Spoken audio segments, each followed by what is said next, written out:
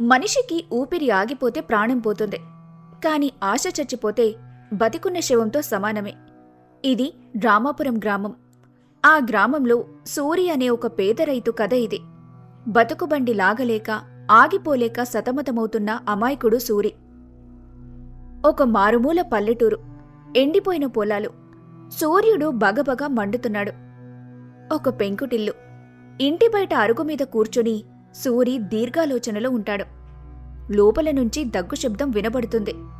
సూరి భార్య లక్ష్మి కన్నీళ్లతో బయటకు వచ్చి ఇలా అంటుంది.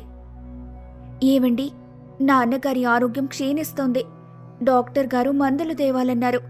చేతిలో చిల్లి గవ్వలేదు. అప్పు పుట్టే దారి లేదు. ఇంకెన్నాళ్ళు ఈ నరకం? ఆ దేవుడు మనల్ని ఎందుకిలా పరీక్షిస్తున్నాడు? అప్పుడు సూరి నిట్టూరుస్తూ భార్యకు ధైర్యం చెబుతూ, ఏడవకు లక్ష్మి, చీకటి ఎంత ఎక్కువ ఉంటే వెళ్తురంత దగ్గరలో ఉన్నట్టు లెక్క. ఏదో ఒక దారి దొరుకుతుందిలే. ఎప్పుడు చూడు అదే మాట. మన పెళ్లైనప్పటి నుండి ఇదే మాట వింటున్నాను. దారి దొరుకుతుంది, దారి దొరుకుతుంది అని. ఎక్కడుంది మీరు చెప్పే ఆ దారి? ఊర్లో ఆ భూస్వామి రుద్రయ్య గారి అప్పు తీర్చలేక సతమతమవుతున్నాం. రేపుదయం డబ్బుల కోసం ఆయన వస్తే మనమేం చెప్పాలి? ఇల్లు ఖాళీ చేసి వెళ్ళిపోదామా?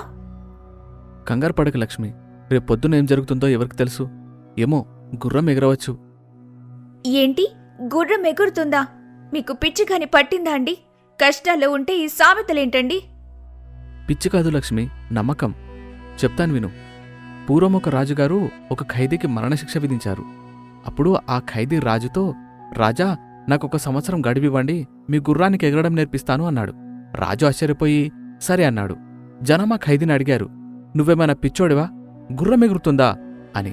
అప్పుడా ఖైదీ అన్నాడు, ఒక సంవత్సరంలో రాజుగారు పోవచ్చు, లేదా నేను పోవచ్చు, లేదా గుర్రం చావచ్చు, లేదంటే నిజంగానే గుర్రం ఎగరవచ్చు. ప్రయత్నం చేస్తే పోయేదేముంది అని అన్నాడు. నా నమ్మకం కూడా అంతే లక్ష్మి. రేపేం జరుగుతుందో ఎవరికి తెలుసు అని అనగానే ఆ మాటలకు విసుగొచ్చి లక్ష్మి కోపంగా ఇంటి లోపలికి వెళ్ళిపోతుంది.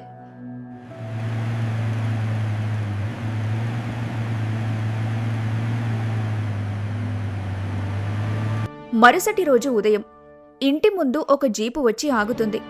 అందులో నుంచి భూస్వామి రుద్రయ్య దిగుతాడు. అతని వెనుక ఇద్దరు రౌడీలు ఉంటారు. అప్పుడు రుద్రయ్య గట్టిగా అరుస్తూ ఇలా మాట్లాడతాడు. ఒరే సూరి, బయటకు రారా. నీకిచ్చిన గడువు ఈ రోజుతో తీరిపోయింది. వడ్డీతో సహా 2 లక్షలు కడతావా, లేక ఈ ఇల్లు ఆ బీడు పొలం రాసిచ్చి ఊరు వదిలి వెళ్ళిపోతావా? ఆ మాటలు విని కంగారు పడుతూ సూరి, లక్ష్మి భయంతో బయటికి వస్తారు. అప్పుడు సూరి తన 2 చేతులు జోడించి ఇలా అంటాడు. దొరగారు నమస్కారం. ఇంకొక 6 నెలలు గడివివ్వండి స్వామి. ఈసారి పంట బాగా పండితే మీ బాకీ మొత్తం తీర్చేస్తాను. ఏంటి పంట? ఆ బీడు నేలలోనా? ఆ రాకాసి పొలంలో గడ్డి పరక కూడా మొలవదురా. అలాంటిది నువ్వు పంట పండించి నా అప్పు తీరుస్తావా? నేనేమన్నా పిచ్చోడనుకుంటున్నావా? లేద్దోరా, మా తాత చెప్పాడు, ఆ భూమిలో ఏదో మహిమ ఉందని. నేను కష్టపడతాను. నాకు 6 నెలలు, కేవలం 6 నెలలు ఇవ్వండి. ఒకవేళ నేను పంట పండించలేకపోతే నా ఇల్లు పొలం ఇచ్చేసి నేను కూడా మీ దగ్గర జీవితాంతం పాలర్పని చేస్తాను. ఓహో, నాతోనే పందెం కాస్తున్నావా? సరేరా, ఆ బీడు భూమిలో బంగారం పండిస్తానంటున్నావు కదా, చూద్దాం. నీకు 6 నెలలు సమయమిస్తున్నా. ఈలోపు బాకీ తీరకపోతే నీ భార్య బిడ్డలతో సహా రోడ్డు మీద పడతావు, జాగ్రత్త అని చెప్పి రుద్రయ్య కోపంగా అక్కడ్నుంచి తన మనుషుల్ని తీసుకుని వెళ్ళిపోతాడు. లక్ష్మి తన భర్త చేసిన శపథం విని అక్కడే కుప్పకూలిపోతుంది. అలా ఆ రోజు గడిచిపోతుంది. మరుసటి రోజు సూరి ఆ బీడు పొలం దగ్గరికి వెళ్తాడు. అది రాళ్లతో నిండిపోయి బీటలు వారి ఉంటుంది. గ్రామస్తులు అతన్ని చూసి నవ్వుకుంటూ ఇలా మాట్లాడుకుంటూ ఉంటారు. చూశారా వాణ్ణి? ఆ రాళ్ల గుట్టలేదో పండిస్తాడట. వాడికి మతిపోయిందనుకుంటా. పాపమా, అప్పుల బాధ తట్టుకోలేక పిచ్చివాడయ్యాడనుకుంటా. రుద్రయ్య వాణ్ణి ఎలాగో వదలడు, ఇక వాడి కర్మ. జనమలా అనే మాటలు సూరి చెవికి వినిపిస్తున్నా అవి తన మనసుకి తాకనివ్వలేదు. ఇప్పుడతని దగ్గరున్నది ఒకే ఒక్క ఆయుధం, నమ్మకం. ఏమో, గుర్రం ఎగరవచ్చు అనే ఒక చిన్న ఆశ. సూరి ప్రతిరోజు పొద్దున్నే లేచి ఆ రాళ్ల భూమిని చదును చేయటం మొదలుపెట్టాడు. అతని చేతులు బొబ్బలెక్కాయి. ఒంట్లో సత్తువ సన్నగిల్లింది. కాని మనోబలం మాత్రం తగ్గలేదు. అలా సూరి రాత్రింబవళ్లు కష్టపడుతూ ఉంటాడు.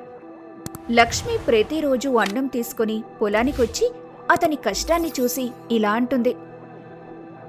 ఏవండి, ఇంకెందుకు ఈ వృధా ప్రయాస? నెల రోజులైంది, ఇక్కడ ఒక్క మొక్క కూడా మొలవలేదు. ఆ రుద్రయ్య కాళ్ల మీద పడితే ఏదో ఒక కూలి పని ఇస్తాడు కదా. ఈ బండరాళ్లని నమ్ముకుంటే మనకు మిగిలేది మట్టేనండి. లక్ష్మి, విత్తనం మొలకెత్తాలంటే అది మట్టిలో ఉన్న చీకటిని భరించాలి. ఓపిక పట్టు, నా అంతరాత్మ చెబుతోంది. ఈ భూమి తల్లి మనల్ని మోసం చేయదు, ఏదో అద్భుతం జరుగుతుంది అని అంటూ తన భార్యకి నమ్మకం కల్పిస్తాడు. అలా 3 నెలలు గడిచాయి. కాని వానలు లేవు, కరువు పరిస్థితి. సూరి నీటి కోసం బావిని తవ్వి తవ్వి అలసిపోయాడు. నీటి చుక్కలేదు. గ్రామమంతా కరువుతో అల్లాడుతోంది. అలా ప్రకృతి కూడా పగపట్టినట్టుంది. చుక్క నీరు లేదు. ఊరంతా కరువు కోరల్లో చిక్కుకుంది. సూరి ఆశ మెల్లగా ఆవిరైపోతుంది. ఆ రోజు రాత్రి సూరి నిద్రపోకుండా ఆకాశం వైపు చూస్తూ తన మనసులో ఇలా అనుకుంటాడు. దేవుడా, నా నమ్మకం ఒమ్ము చెయ్యకు. కష్టపడితే ఏమో గుర్రమెగరవచ్చు అని నమ్మాను. కాని రెక్కలు తెగిన పక్షిలా అయ్యాను. నా భార్య బిడ్డల్ని ఆ రుద్రయ్యకి బానిసలుగా చేయకు తండ్రి అని బాధపడుతూ పడుకుండిపోతాడు. మరుసటి రోజు ఉదయం సూరి మళ్లీ పొలానికి వెళ్తాడు. అక్కడ బావి కోసం తవ్విన గొయ్యిలో ఒక పెద్ద బండరాయి అడ్డంగా ఉంటుంది. దాన్ని ఎలాగైనా పగులగొట్టాలి. అప్పుడు తను తనకున్న శక్తినంతా కూడగట్టుకుని గుణపంతో బలంగా కొడుతూ ఇలా అనుకుంటాడు. ఇదే నా చివరి ప్రయత్నం. ఈ రాయి పగిలితే నా రాత మారుతుంది, లేకపోతే నా బ్రతుకు పగిలిపోతుంది అని అనుకుంటూ సూరి సర్వశక్తులు కూడదీసుకుని ఆ బండరాయి మీద సుత్తితో మోదుతాడు. గంటలు గడుస్తున్నాయి. చెమట రక్తంలో కారుతోంది. అలా కాసేపటికి ఒక్కసారిగా పెద్ద శబ్దమొచ్చి రాయి పగిలింది. రాయి పగలగానే లోపలి నుండి సన్నని నీటిధార కాకుండా ఒక పెద్ద నీటి ఊట పైకి ఊరి వస్తుంది. అది చూసి సూరి కళ్ళు జిగేలుమంటాయి. సంతోషంతో పిచ్చివాడిలా అరుస్తూ ఇలా అంటాడు. లక్ష్మి, లక్ష్మి, నీళ్లు, నీళ్లు, గంగమ్మ తల్లి కరుణించింది. గుర్రమెగిరింది లక్ష్మి, నా నమ్మకం గెలిచింది. అది సామాన్యమైన ఊట కాదు. కొండల మధ్యలో ఎప్పుడూ ఇంకిపోయిందని అనుకున్న మంచినీటి నిధి అది. సూరి పగలగొట్టిన రాయి ఇన్నాళ్లుగా ఆ నీటి ప్రవాహానికి అడ్డంగా ఉంది. ఇప్పుడు అది పగలటంతో నీరు అమృతంలా పొంగింది. కేవలం నీళ్లే కాదు, ఆ నీటి వల్లే ఆ బీడు నేల బంగారంలా మారుతుందని సూరి ముందే గ్రహించాడు. గ్రామస్తులు పరుగున అక్కడికొస్తారు. ఎండిపోయిన ఊర్లో సూరి పొలంలో నీరు చూసి ఆశ్చర్యపోతారు. అది చూసి గ్రామస్తులు ఇలా అంటారు. ఒరే సూరి, ఇది అద్భుతం రా.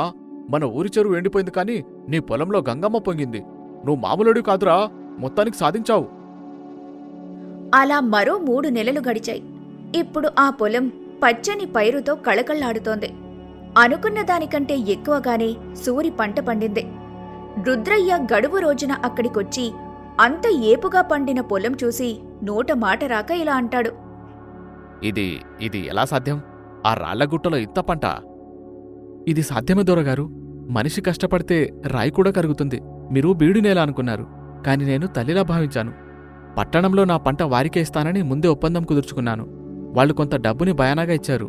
ఇదిగోండి, వడ్డీతో సహా నేను మీకివ్వాల్సిన బాకీ అని అంటూ సూరి డబ్బు కట్టలు రుద్రయ్య చేతిలో పెడతాడు. అది చూసి రుద్రయ్య తలదించుకుంటాడు. అప్పుడు సూరి ఇలా అంటాడు. దొరగారు, ఆ రోజు నేను గుర్రం ఎగరవచ్చు అన్నప్పుడు నవ్వారు. చూశారా, ఆశకి అంత శక్తి ఉంది. రేపేం జరుగుతుందో ఎవరికి తెలుసు? కష్టంలో ఉన్నవాడికి కావలసింది జాలి కాదు, కాస్త సమయం, కొంచెం నమ్మకం, అంతే. నిజమే సూరి, నువ్వు చెప్పింది. మొత్తానికి నువ్వు గెలిచావు. నీ నమ్మకం ముందు నా అహంకారం ఓడిపోయింది. ఇక నుంచి ఊళ్ళో అందరికీ నువ్వు ఆదర్శం. అది చూసి ఊరి జనాలందరూ సూరిని ఎంతగానో అభినందిస్తారు. ఇక వారి కష్టాలు తీరిపోయాయని సంతోషపడుతూ లక్ష్మి సూరి దగ్గరకొచ్చి ఇలా అంటుంది. ఏవండి, ఆ రోజు మీరు ఆ సామెత చెప్పకపోతే మనం ఎప్పుడో చచ్చిపోయేవాళ్లం. నిజంగానే మన గుర్రం ఎగిరిందండి. గుర్రం ఎగరడం అంటే రెక్కలు రావడం కాదు లక్ష్మి. కష్టమనే కొండని ఎక్కే ధైర్యం రావడమే నిజమైన రెక్కలు. మన ప్రయత్నం ఉన్నంతవరకు ఆ దేవుడు ఏదో ఒక అద్భుతం చేస్తూనే ఉంటాడు. చూసారా మిత్రులారా, రేపు అనేది ఒక రహస్యం. ఈరోజు కష్టంగా ఉందని ప్రాణం తీసుకున్నా, ప్రయత్నం మానేసినా రేపు జరగబోయే అద్భుతాన్ని మనం కోల్పోతాం. మీ జీవితంలో కూడా కష్టాలున్నాయా? అయితే ఒక్క క్షణమాగి గుండె మీద చెయ్యి వేసుకుని ఇలా చెప్పుకోండి, ఏమో గుర్రం ఎగరావచ్చు అని. ఆశని చావనివ్వకండి, అది మిమ్మల్ని ఖచ్చితంగా గెలిపిస్తుంది.